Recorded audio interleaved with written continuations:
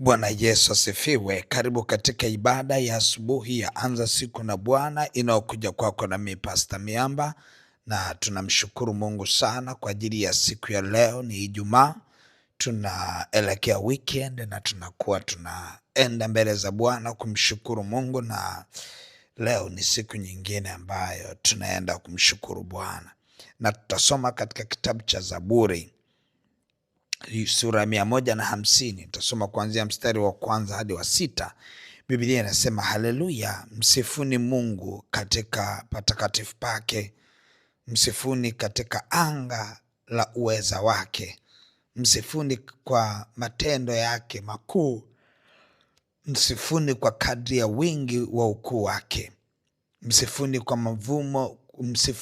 kwa mvumo wa baragumu, msifuni kwa vinanda na vinubi, msifuni kwa matari na kucheza, msifuni kwa zeze na filimbi, msifuni kwa matoazi yaliayo, msifuni kwa matoazi yavumayo sana.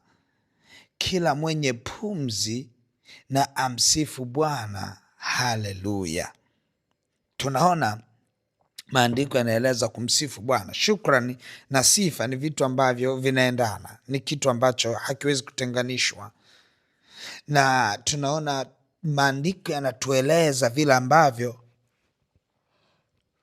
tunatakiwa tushukuru kwa namna mbalimbali, lengo liwe ni kumshukuru Mungu. Lakini mwishoni anaeleza sababu kubwa ya kumshukuru Mungu ni pumzi. Ndio maana anasema kila mwenye pumzi na amsifu Bwana. Haleluya. Inamaanisha ya kwamba kama kunayo sababu ya mtu kwenda mbele za Bwana, sababu ya kwanza kumshukuru Mungu ni kwa ajili ya pumzi. Na sababu nyingine ama mhusika wa kwanza wa kwenda kumshukuru Mungu ni yule ambaye bado ana pumzi, kwamba mimi ninayo pumzi, ninayo sababu ya kwenda mbele za Bwana, ninayo sababu ya kuingia katika nyua za Mungu wetu na kumwambia Bwana, asante kwa sababu namba moja, umenipa pumzi, bado pumzi ninayo. Lakini tunamsifu Mungu kwa uzuri wa utakatifu wake, tunamsifu Mungu kwa vile alivyo, yaani tunamsifu Mungu kwa uweza wake na nguvu zake ambazo zimeonekana kwetu, lakini ni kwa dunia nzima. Tunamsifu Mungu kwa vile alivyo, uweza wake na nguvu zake. Lakini pia tunamsifu Mungu kwa matendo makuu aliyoyatenda kwetu. Yapo matendo ambayo tumeyaona na yale ambayo hatujayaona. Ambayo tumeyaona kwa macho ya damu na nyama. Ambayo hatujayaona ni yale mambo mengi makubwa anayoyafanya, ambayo sisi tukiwa tumelala, vita inapiganiwa, tumekuwa washindi, lakini si kwamba tulishinda sisi, bali ni Kristo aliyetusaidia, ni Mungu aliyetupigania. Na ndio maana tunamwambia Mungu ya kwamba wewe Mungu ndio unayetusaidia, Bwana ndio unayetutegemeza nafsi zetu.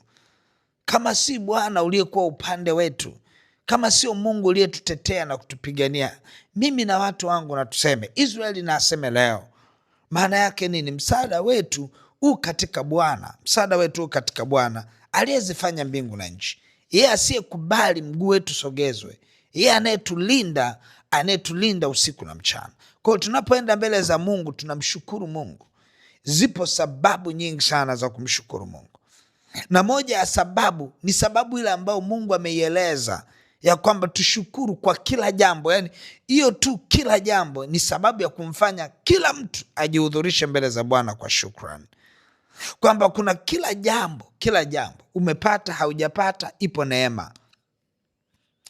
Umeshinda ama haujashinda, ipo neema. Yani Mungu anataka tumshukuru kwa kila jambo. Kwa nini Mungu anataka tushukuru kwa kila jambo? Why? Kwa nini nishukuru kwa kila jambo? Ni kwa sababu katika kila jambo upo wema wa Bwana, kwa sababu Mungu anatuwazia sisi yaliyo mema. Hakuna jambo ambalo Mungu anatuwazia lililo baya. Hata kama tunapitia, kuna mambo fulani tunapitia, bado tunayo sababu ya kumshukuru Mungu, kwa sababu ndani ya hayo mambo yote tunayopitia upo wema wa Bwana. Na tunaona wale wakoma 10 walioponywa. Mungu anawaponya, Yesu anawaponya wale wakoma 10, alafu kila mmoja anasambaratika, anaondoka, alafu huko mbele wanakuja kushtuka kwamba wamepokea uponyaji. Angalia, baada ya kuwa wameshtuka wamepokea uponyaji, ni Msamaria mmoja tu akarudi kwa Yesu na kumwambia asante. Lakini tunakuta Yesu anauliza, wako wapi 9 waliopona? Wako wapi ambao hawajarudi kutoa shukrani lakini wamepona?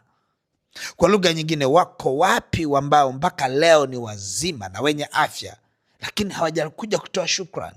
Wako wapi? Wako wapi? Kwa sababu Mungu anajua aliowapeleka kwake, waliokufa tayari ndani ya wiki hii. Anatujua wote tulio hai ndani ya wiki hii. Anauliza, wale wote walio hai wako wapi kuja kumtolea Bwana sifa? Wapo wapi kuja kusema Bwana asante? Kwa hiyo unakuta lilikuwa ni kusudi la Mungu, lilikuwa ni tazamio la Yesu kuwasubiria wale wote 10 waje kushukuru. Ilikuwa ni hali ambayo ilimshangaza Yesu kuona katika watu 10 mmoja tu ndio ameona sababu ya kwenda kumshukuru.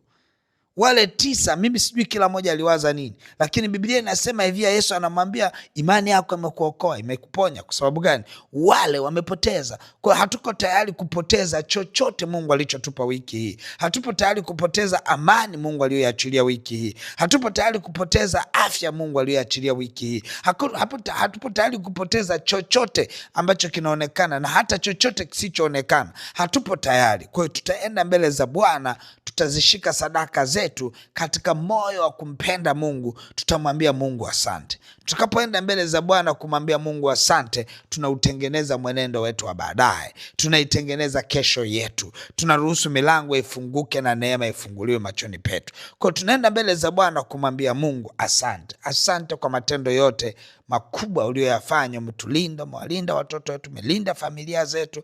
Tunaenda mbele za Bwana kumshukuru yeye. Twende mbele za Bwana. Baba mtakatifu, katika jina la Yesu Kristo wa Nazareth, Mungu aliye hai, tumeiona sababu ya kuja mbele zako na kukushukuru wewe kwa matendo makubwa unayoyatenda maishani mwetu.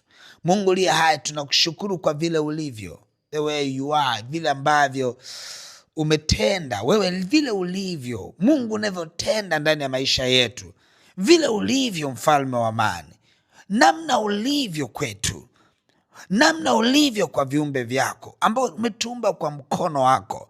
Mungu liye hai, tunakushukuru sana vile ambavyo unatutendea miujiza. Tunauona mkono wako, tunaiona neema yako, tunaona fadhili zako. Baba, nakushukuru kwa namna unavyotupigania.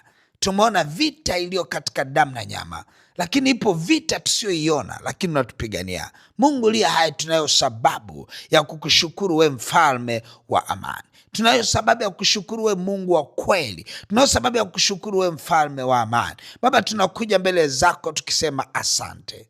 Asante kwa afya zetu, asante kwa watoto wetu, asante kwa familia zetu, asante kwa kazi zetu, asante kwa biashara zetu. Mungu liye hai, umetupigania.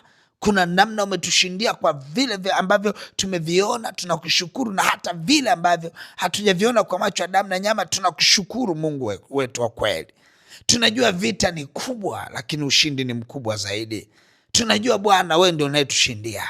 Sisi peke yetu hatuwezi. Kama si wewe Bwana uliokuwa upande wetu adui alipokuja na hasira kubwa, kama sio wewe Bwana uliokuwa upande wetu adui alivyokuja na hati za mashtaka, kama sio wewe Bwana uliokuwa upande wetu adui alivyokuja kutuonea, umetushindia na zaidi ya kushinda.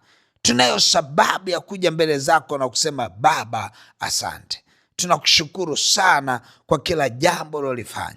Mungu liye hai, umesema toae sadaka ya kushukuru, huyo ndio anayekutukuza, naye autengenezaye mwenendo wake wa baadaye. Mungu liye hai, tunaomba neema yako. Tunajua unatutengenezea mwenendo wa baadaye. Asante kwa maana tunapokuja mbele zako kwa shukrani, tunashukuru si kwa yale tuliyoyaona tu, tunashukuru kwa kila jambo. sio yale tuliyoyapenda tu, hata yale ambayo hakutokea na tunayapenda hayakutokea, tunayo sababu ya kukushukuru wewe Mungu liye haya. Asante kwa neema yako, tumezishika na sadaka zetu za kukushukuru wewe, tunakuja tukuziachilia mbele ya uso wako, uzipokee, uzitakabali, ziwe harufu njema, manukato safi kutoka katika chako cha enzi. Na unapoisikia harufu njema ya sadaka hii ya shukran, Baba, ninaomba fungua milango na milango na malango katika jina la Yesu Kristo wa Nazareti. Amen, amen, amen. Mungu wangu akubariki sana. Basi tutashika sadaka zetu njema kwa Bwana. Tutaenda kuachilia sadaka kwenye ile lipa namba ya M-Pesa ambayo ni 577876 au namba za mawasiliano 0713842123, au tunaenda kuachilia sadaka kwenye namba mawasiliano 0744982517. Mungu wangu akubariki na uwe na siku njema. Amen.